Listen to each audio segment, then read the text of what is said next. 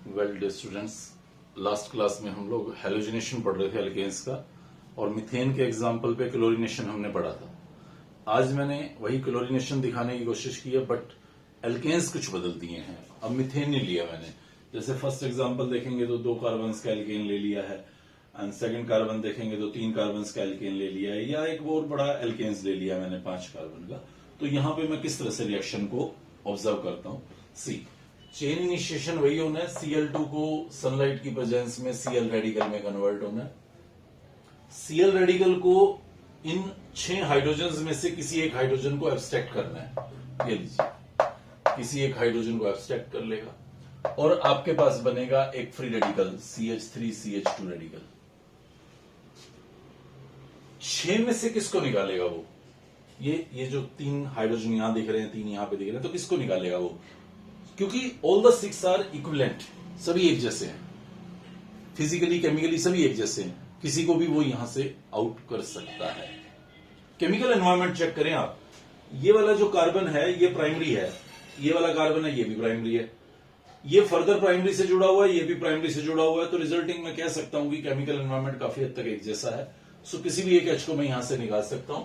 ये मेरे पास बन गया है अब एक रेडिकल जो फर्दर क्लोरीन के साथ रिएक्शन करेगा और CH3CH2Cl प्लस Cl रेडिकल देगा। आप स्ट्रेट फॉरवर्ड याद रखना चाहें तो याद रख लीजिए कि बस मुझे तो जी एक H हटाना है और उसकी जगह पे एक Cl लगाना है। केमिकल एनवायरनमेंट चेक कर लीजिए, 2 अलग अलग तरह के H हैं तो उन दोनों को हटाइए, 4 अलग अलग तरह के H है तो उन चारों को हटाइए।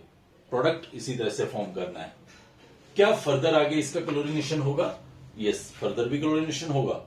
तो फिर दोबारा देखिए कि क्या जो 5 हाइड्रोजन हैं वो एक जैसे हैं? तो 5 हाइड्रोजन एक जैसे नहीं है। ये 3 एक जैसे हैं, ये 2 एक जैसे हैं। वो कैसे पता चला? ये कार्बन तो हेलोजन से जुड़ा हुआ है, जबकि ये कार्बन तो हेलोजन से नहीं जुड़ा हुआ डायरेक्टली। तो ये कार्बन का केमिकल एनवायरनमेंट अलग है, इस कार्बन का केमिकल एनवायरनमेंट अलग है। अब जब नेक्स्ट टाइम पे मैं H को निकालना चाहूंगा तो मेरे पास 2 ऑप्शंस होंगे, या तो मैं इस कार्बन के H को हटा दूं और या मैं इस कार्बन के H को हटा दूं। लाइक मेरे पास 2 तरह के रेडिकल अब बनेंगे नेक्स्ट स्टेप पे, और वो जब क्लोरीन को लेंगे तो आपका क्लोरीन यहां पे भी लग सकता है और यहां पे भी, यानी कि आपके पास 1,1 डाइक्लोरोइथेन भी मिल सकता है और 1,2 डाइक्लोरोइथेन भी मिल सकता है। ये आगे की बात है। हम मोस्ट ऑफ द टाइम मोनोहेलोजिनेशन करना पसंद कर रहे हैं। मोनोहेलोजिनेशन पे अपने प्रोडक्ट को दिखा के रुक जाते हैं। तो आपको बस किसी एक H को रिमूव करना होगा और उसकी जगह पे Cl लगाना होगा। उसके बाद आगे, जैसे मैं कल या लास्ट लेक्चर पे आपको मीथेन की क्लोरीनेशन में दिखा रहा था कि एक H हटा, देन दूसरा हटा, देन तीसरा हटा और मिक्सचर बन गया। तो हम लोग यहां पे वो पॉली हेलो प्रोडक्ट्स ना बना के मोनो हेलो प्रोडक्ट्स बनाने पे ही अपना फोकस रखेंगे। तो मैं इस रिएक्शन को अब यहीं पे लाके रोक दूंगा कि मतलब अगर कोई मुझसे पूछेगा CH3 में Cl2 डाला तो क्या बना, तो I will just write down HCl plus CH3CH2Cl। ये मेरे पास 2 प्रोडक्ट्स बने। मैं इतना ही दिखाऊंगा, आगे क्या होने वाला है, रिएक्शन में क्या जाने वाला है वो सिर्फ दिमाग में रखिए। लिखने की जरूरत होगी तो क्वेश्चन रिफ्लेक्ट करेगा, जनरली जरूरत नहीं होती। नेक्स्ट क्वेश्चन पे आगे बढ़ते हैं। प्रोपेन का क्लोरीनेशन करना है, वही स्टोरी है। Cl2 सनलाइट की प्रेजेंस में Cl रेडिकल देगा, Cl रेडिकल यहां से किसी एक H को हटाएगा। अब यहां शुरुआत में ही आपको 2 तरह के H दिख रहे हैं। ये 6 हाइड्रोजन एक जैसे हैं जो कि प्राइमरी कार्बन से जुड़े हुए हैं, ये 2 एक जैसे हैं जो कि सेकेंडरी कार्बन है। तो ये 2 में से किसी एक को हटा सकते हैं, इन 6 में से किसी एक को हटा सकता है। मतलब अगर आप फ्री रेडिकल बनता पाएंगे शुरुआत में तो आपका ये एक फ्री रेडिकल बन सकता है और एक आपका ये फ्री रेडिकल बन सकता है। ये दोनों तरह के रेडिकल आपके पास बन सकते हैं। तो क्योंकि नंबर ऑफ मॉलिक्यूल्स प्रोपेन के हैं, नंबर ऑफ मॉलिक्यूल्स Cl2 के हैं, तो कुछ में आपको ये बनता दिखेगा, कुछ मॉलिक्यूल्स के साथ आपको ये बनता दिखेगा।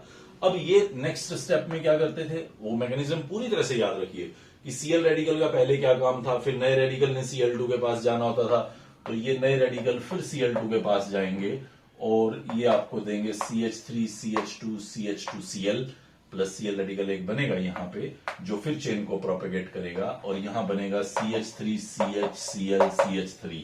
तो आपके पास 1 क्लोरोप्रोपेन और आपके पास 2 क्लोरोप्रोपेन दोनों प्रोडक्ट मिलेंगे।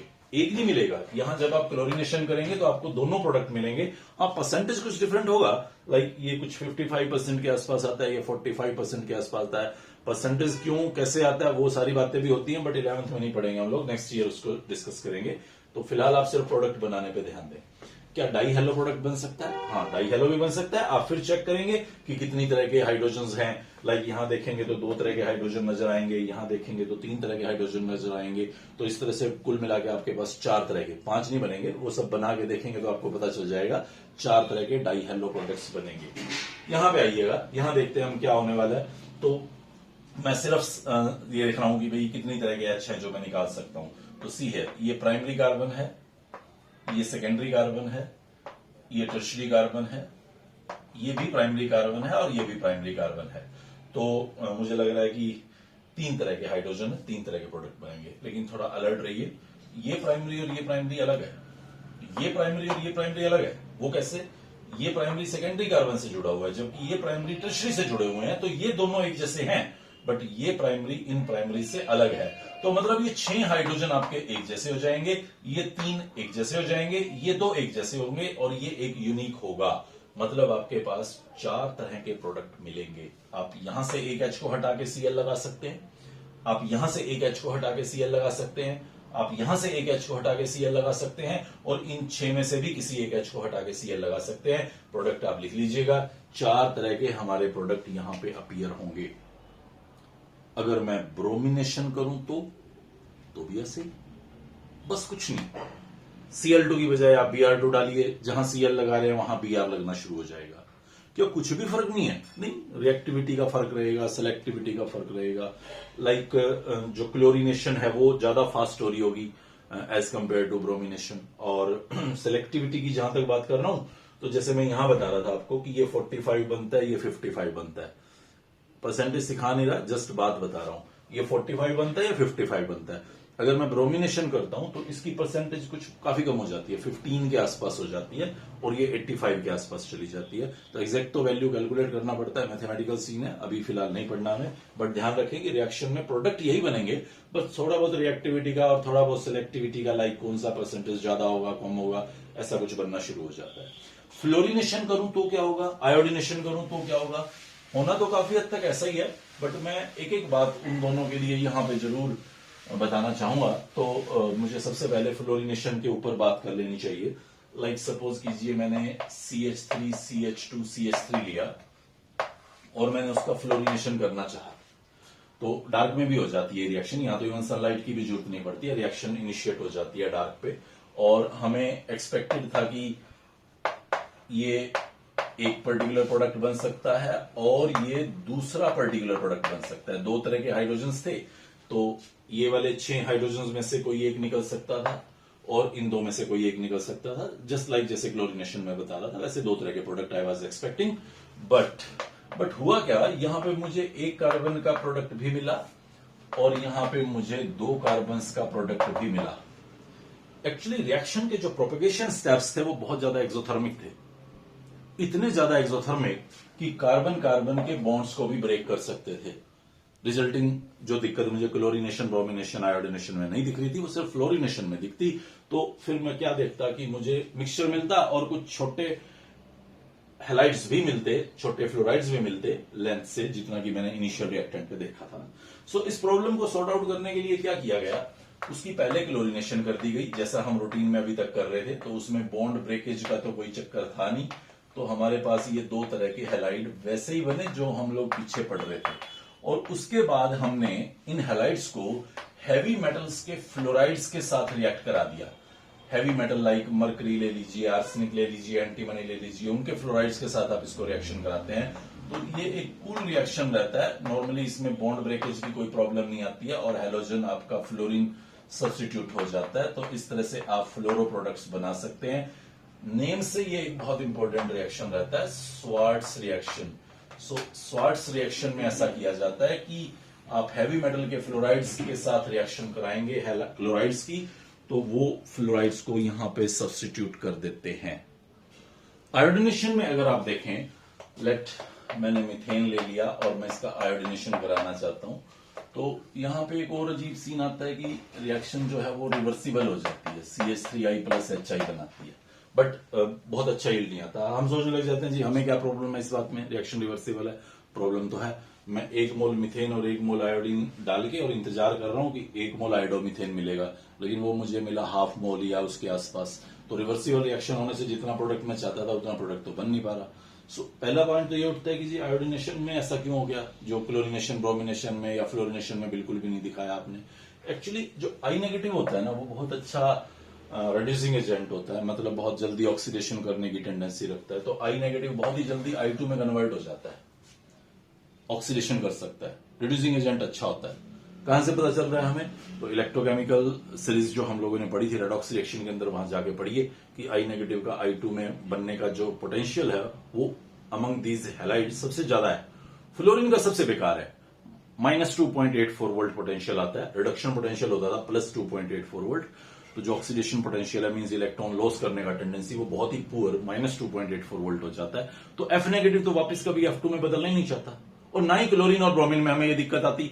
क्लोरीन का पोटेंशियल भी -1.34 वोल्ट के आसपास है और ब्रोमीन का 1.09 वोल्ट के आसपास, आयोडीन का ही -0.5 वोल्ट के आसपास है। मींस वो कुछ हद तक आई नेगेटिव से वापस I2 बनाता इजीली नजर आता है, जिसकी वजह से रिएक्शन रिवर्सिबल डायरेक्शन में चली जाती है।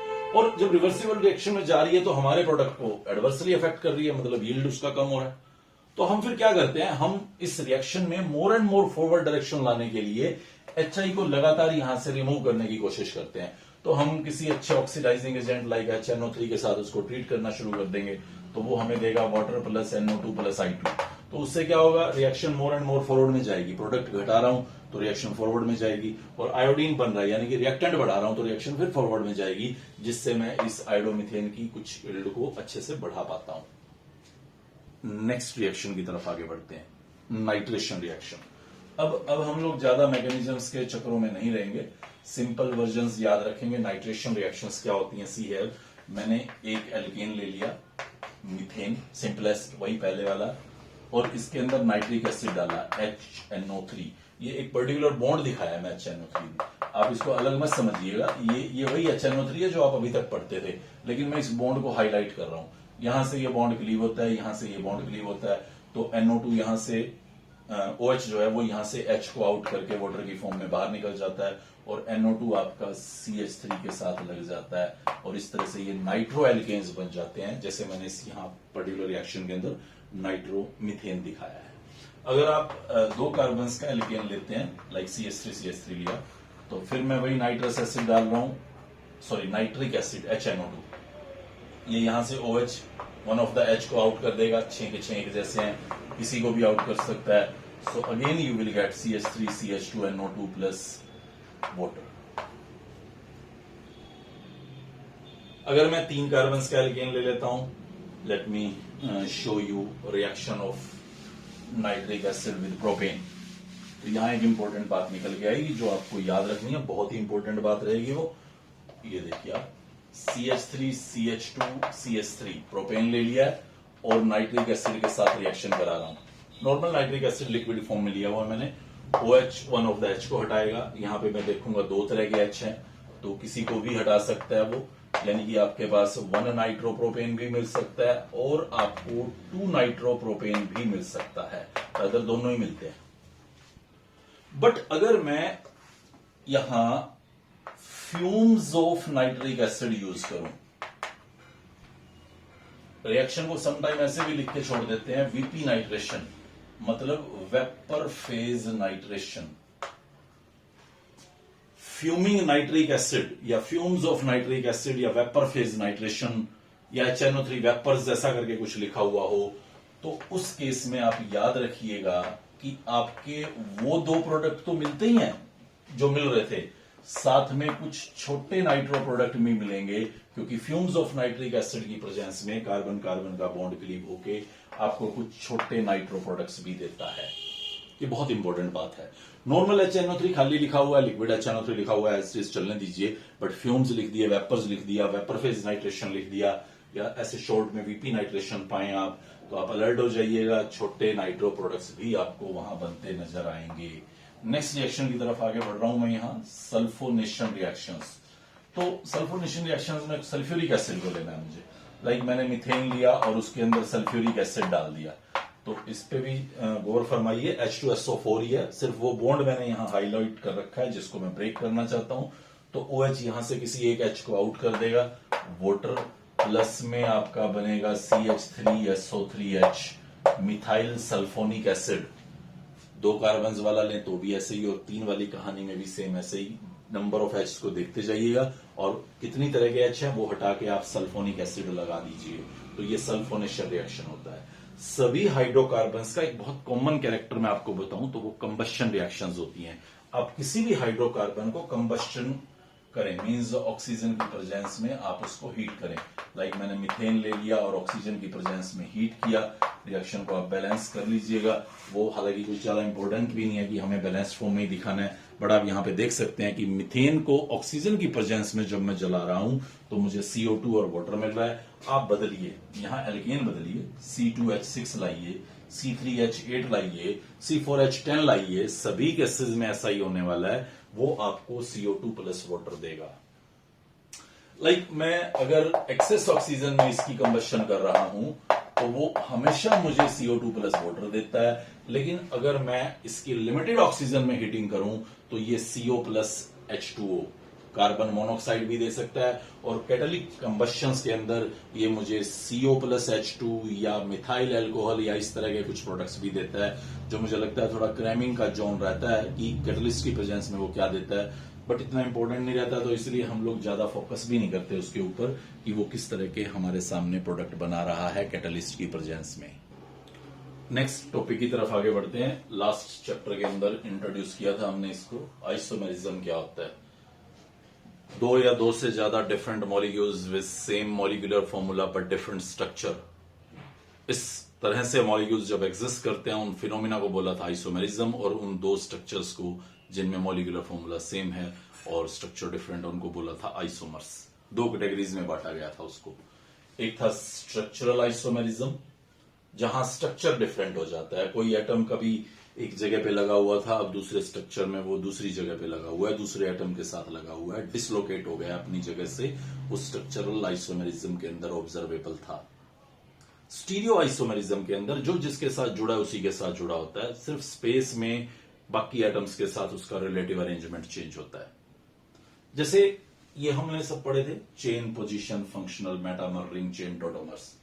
इसे चेन आइसोमेरिज्म की बात करूं मैं, मान लीजिए मेरे पास एक CH3 CH2 CH2 CH3 butane है और एक CH3 CH CH3 CH3 2 methyl propane है, तो दोनों के अंदर आप देखिएगा तो C4H10 है, बट चेन का डिफरेंस है। यहाँ length of the chain 4 carbons की है, जबकि यहाँ पे length of the chain 3 carbons की है, तो मैं इन दोनों को बोल सकता था कि ये चेन आइसोमर्स हैं। या मान लीजिए मेरे पास एक हाइड्रोकार्बन है, लेट मी रिप्रेजेंट हियर, इसको देखें आप एंड इसको देखें आप, यहां पे एक ब्रांच लगी हुई है और यहां पे एक ब्रांच लगी हुई है, तो ऐसा आप देखेंगे तो मॉलिक्यूलर फॉर्मूला बिल्कुल सेम निकलेगा, length of the chain same निकलेगा, but position of the branch यहां पे 3 नंबर पे है जबकि यहां पे वो 2 नंबर पे है, तो I can call these as position isomers. ये बाकी नहीं होते हैं, ये एल्केन्स में नहीं होते हैं, सिर्फ ये 2 तरह के पाए जाते हैं, ज्यादातर चेन आइसोमेरिज्म देखते हैं। ये स्टीरियो आइसोमेरिज्म है। कन्फर्मेशनल आइसोमर, जिनको हम रोटेशनल आइसोमर भी बोलते हैं, रोटेशनल आइसोमर या सिंपली रोटोमर्स भी बोल देते हैं, तो ये एल्केन्स का एक खास कैरेक्टर रहता है। एल्केन्स के molecules specially ethane onwards, methane नहीं इथेन ऑनवर्ड्स, वो हमें ये कन्फर्मेशनल आइसोमर्स या रोटेशनल आइसोमर्स बनाते नजर आएंगे। एल्कीन्स के अंदर हम लोग ज्योमेट्रिकल आइसोमेरिज्म को देखेंगे। मैं ऐसा नहीं कहना चाहता कि कन्फर्मेशनल आइसोमर्स सिर्फ एल्केन्स में ही होते हैं, वो एल्कीन्स में भी हो सकते हैं। ज्योमेट्रिकल आइसोमर्स सिर्फ एल्कीन्स में होते हैं तो नहीं, वो एल्केन्स में तो नहीं होते, बट और लाइक साइक्लो एल्केन्स के अंदर हो सकते हैं, देन एल्डिहाइड कीटोन्स के अंदर हो सकते हैं, एचो कंपाउंड्स के अंदर हो सकते हैं, तो जहां जहां हमारी नीड होगी हम उसके ऊपर डिस्कशन करेंगे, बट पहले एल्केन्स पे फोकस करा रहा हूं मैं, जहां पे कन्फर्मेशनल रोटेशनल आइसोमर्स एग्जिस्ट करते हैं।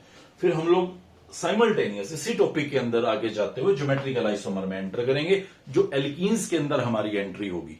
मतलब एल्केन्स के बाद हमें एल्कीन पढ़ना है, तो एल्केन हमारा काफी हद तक ओवर हो चुका है, हम लोग एल्कीन में एंट्री चाहते हैं, तो इस टॉपिक को पढ़ते हुए ही हम ज्योमेट्रिकल आइसोमेरिज्म में एल्कीन के अंदर एंटर कर जाएंगे। पहले एल्कीन्स में ज्योमेट्रिकल आइसोमेरिज्म को पढ़ेंगे, देन एल्कीन के अंदर उसकी प्रिपरेशंस कैसी होती हैं, उसकी केमिकल बिहेवियर क्या है, उसका फिजिकल प्रॉपर्टीज क्या है, इन सब बातों को ठीक उसी तरह से पढ़ेंगे जैसे एल्कीन्स के अंदर हमने पढ़ा।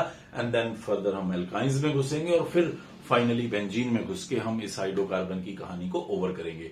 तो टिल दैट टाइम आप इस एल्केन्स को अच्छे से पढ़ें, स्पेशली जो रिएक्शंस मैंने अभी तक समझाई हैं आपको, प्रिपरेशंस की और केमिकल प्रॉपर्टीज की। नेक्स्ट लेक्चर के अंदर हम लोग मिलते हैं कन्फर्मेशनल आइसोमर्स के साथ एंड ज्योमेट्रिकल आइसोमर्स को कंटिन्यू करेंगे। Good bye.